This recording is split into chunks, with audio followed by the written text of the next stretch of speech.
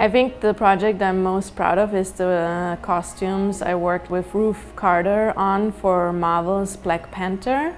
And those were the costumes for the character Queen Ramonda. Wakanda is everything about futuristic approach and technology and highly advanced materials. So looking at traditional African patterns and how they could be digitized and three-dimensionalized.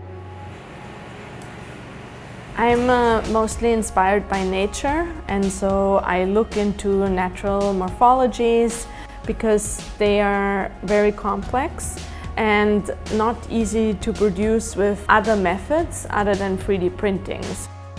I have developed an entire collection where I used Race 3D printer to produce designs for handbags, for vests, for skirts, and I actually directly produced the final pieces for the collection, be inspired by the many opportunities what you can create.